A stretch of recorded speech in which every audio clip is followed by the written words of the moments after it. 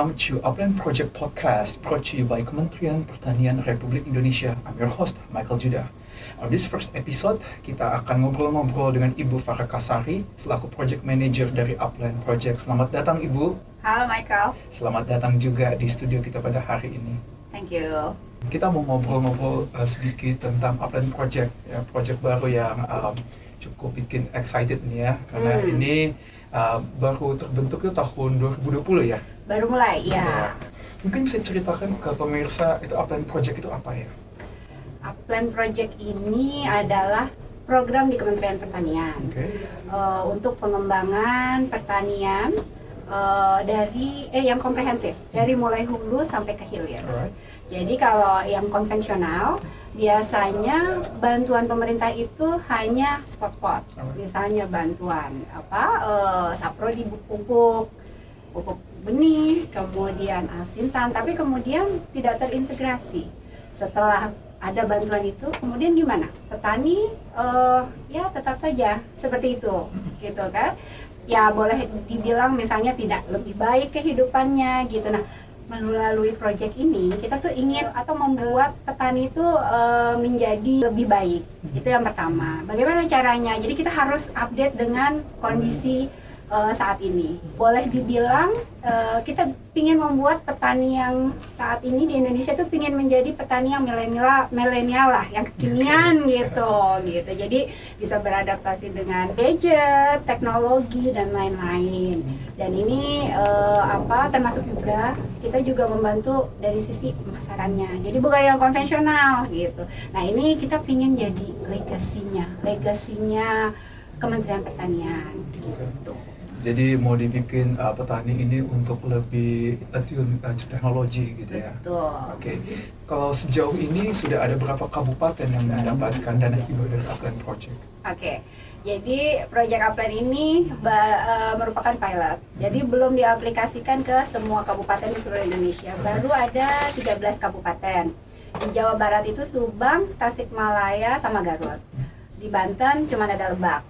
Di Jawa Tengah, Purbalingga, Banjarnegara, sama Magelang. Jawa Timur, Malang, sama Sumeneb. Ada juga yang di luar Jawa nih, NTB itu Sumbawa dan Lombok Timur. Dan di Pulau Sulawesi itu ada Gorontalo dan Minahasa Selatan, Sulawesi Utara.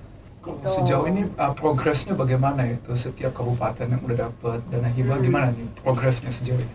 Sebenarnya antusias mereka sangat tinggi, bagus, karena melihat konsepnya, oh ya ini beda nih gitu. Sebenarnya memang awalnya yang mereka suka itu adalah mereka mendapatkan bantuan fisik itu tadi, yang tadi saya bilang infrastruktur, gitu kan, ada jalan usaha tani, ada irigasi. Tetapi kemudian mereka juga melihat, oh ya tidak hanya sampai situ saja, tetapi juga ingin dibentuk ataupun dikembangkan supaya petani-petani itu bisa mandiri, gitu kan. Nah, kalau tahun kan saya bilang kita udah mulai 2020, tetapi 2020 itu baru setting up lah, gitu ya. Jadi lebih banyak koordinasi, kemudian konsultasi. Nah, baru on the ground-nya pekerjaannya itu baru di 2021. Nah, dan di 2021 juga memang baru yang infrastruktur kebanyakan, paling tambah alat dan mesin pertanian. Juga ada bantuan benih seperti itu. Tetapi kita sudah mulai juga ada training, Mas Michael. Jadi trainingnya itu tetapi juga masih bentuk yang bagaimana berbudidaya. Jadi belum ada training misalnya bagaimana memasarkan produk dengan yang non konvensional, udah advance gitu. Baru sampai situ. Oke, jadi bisa dibilang ini Upland Project ini everything in one ya. Kayaknya bisa, kalau dari yang saya tangkap gitu ya. Ini bisa dibilang nggak ini berusaha di tailor need dengan kebutuhan dari setiap petani di setiap kabupaten itu beda-beda. Betul. Gitu ya? Betul. Mungkin bisa diceritain nggak mungkin salah satu bedanya di antara satu kabupaten dan kabupaten lain, mungkin contohnya aja. Oke. Satu yang berbeda itu sudah pasti komoditas. Jadi misalnya di Subang dia ngembangin manggis. Tetapi di Magelang padi organik atau beras organik. Jadi kan kebutuhannya dari pengembangan itu aja sudah berbeda. Kalau saya boleh tahu, apa ya yang bikin Upline Project ini mungkin spesial dan berbeda dari project-project Kementerian Pertanian yang ada sebelumnya? Itu tadi yang saya sebutkan di awal, komprehensif. Oke. Jadi yang Mas Michael bilang, jadi satu semuanya. Karena kita melihat juga bukan kekurangan ya, tetapi memang pada saat kita memberikan bantuan kepada petani secara sendiri-sendiri, itu efeknya itu tidak optimal. Oh, gitu. Oke, di satu petani, kelompok tani sih, bukan perorangan ya. Kelompok tani mendapatkan alat dan mesin pertanian ini gitu. Di tempat lain mendapatkan infrastruktur irigasi gitu. Tetapi yang ini juga butuh irigasi misalnya gitu. Terus yang ini butuh training gitu. Tetapi trainingnya belum dikasih gitu. Mungkin nanti setelah berapa tahun gitu. Jadi efeknya kurang kerasa gitu lah. Oh, ya, jadi ini suatu revolutionary ya, suatu hal yang baru. Contoh-contoh dari korporasi yang sudah jalan itu misalnya apa saja ya? Oke. Ini baru cikal bakal ya Michael ya. Tetapi hasilnya tuh sudah terlihat. Contohnya yang di Magelang. Yang di Magelang itu mereka sudah punya kerjasama dengan KFC. Wow. Ya. Jadi kalau Michael makan KFC di Pantura tuh Pulau Jawa itu memasoknya itu dari Magelang. Sekar Langit nama Gapok Tani. Gapok Tani itu gabungan kelompok tani. Nah, nanti itu yang akan kita dorong untuk menjadi korporasi petani gitu. Kemudian di Banjarnegara, mereka usahanya kopi. Itu juga mereka bahkan ininya tuh di hilirnya mereka sudah punya kayak semacam kafe gitu. Tapi ya sederhana. Coffee shop gitu ya. Yes, gitu. Terus satu lagi Garut. Garut itu pengembangannya bibit kentang. Nah, mereka itu memang belum terlihat dalam arti gini, apakah sudah punya kerjasama atau belum, memang belum. Tetapi dari segi konsepnya mereka sudah sangat bagus, gitu. Dan saya melihat itu yang bisa jadi cikal bakal korporasi petani. Lalu Upline Project ini sendiri, bagaimana ini dapat mengempower para wanita di Indonesia, apalagi melihat ibu sendiri sebagai figur inspirasi begitu ya bagi para wanita di Indonesia. Bagaimana Upline Project ini bisa berdampak bagi para wanita-wanita di Indonesia? Sebenarnya yang penting adalah bahwa kita itu inklusif. Jadi bukan exclusivity gitu ya. Semuanya, semua grup masuk, termasuk juga wanita. Kenapa kita bukan selalu ya, kita menggembur-gemburkan ya wanita harus included gitu ya. Karena memang pada kenyataannya wanita itu memang masih terekskludkan gitu untuk beberapa kegiatan gitu ya. Ya biasanya kalau wanita itu masih terutama untuk yang di desa gitu ya, mungkin hanya di urusan dapur segala gitu, semua keputusan biasanya laki-laki. Nah, maunya kita melalui Project Upline ini ya kita rubahlah mindset gitu toh. Ide-idenya wanita juga banyak yang bagus.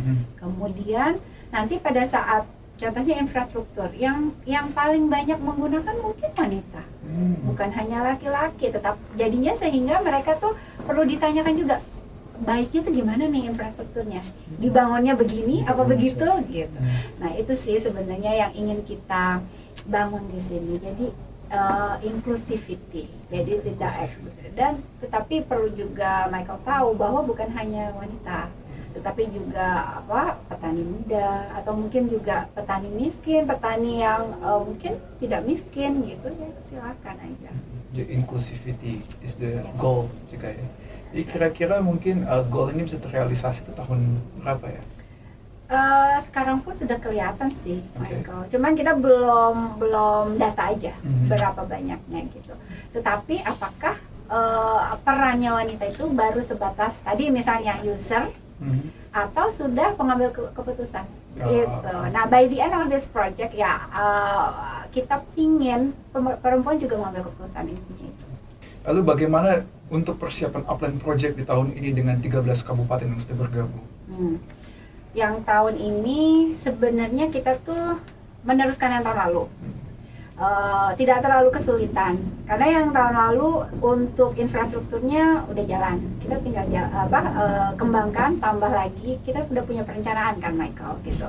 Nah, tetapi yang mau kita juga pikirkan di tahun ini itu adalah dari segi yang non infrastrukturnya itu seperti pelatihan, kemudian pengembangan usaha. Terus kemudian saya juga ingin melibatkan penelitian gitu, adaptive research gitu, penelitian yang sudah ada kita aplikasikan di Project Upland ini bagaimana hasilnya gitu. Itu. Dan kita sudah ada perencanaannya, tinggal implementasi aja sih. Okay, maybe you can share with us what kind of research that you guys are working for these days. Oke, contohnya satu adalah yang terkait dengan asuransi pertanian. Sebenarnya not purely research, tetapi di sini kita melihat butuh nggak misalnya bawang merah diasuransikan. Gitu. Selama ini yang udah ada tuh baru padi, gitu. Kemudian kalau memang ternyata banyak resiko-resiko dari pengembangan bawang merah yang harus diasuransikan, oke. Kalau begitu kita buat pilotnya, gitu. Interesting. Lalu apa harapan Ibu sendiri untuk 13 kabupaten ini yang sudah dibantu oleh Upland Project di masa depan? Pinginnya ya pastinya berhasil dari segi budidayanya.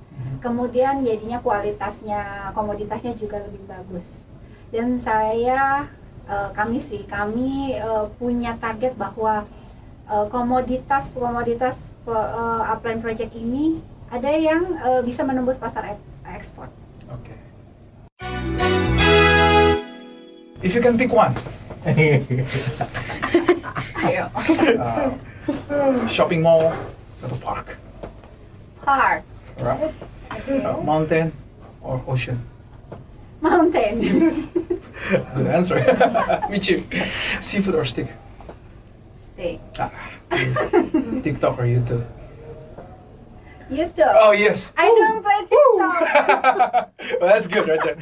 Okay, yang terakhir liburan sama keluarga atau liburan sama orang kantor? Keluarga dong. Yeah. I'm a family person.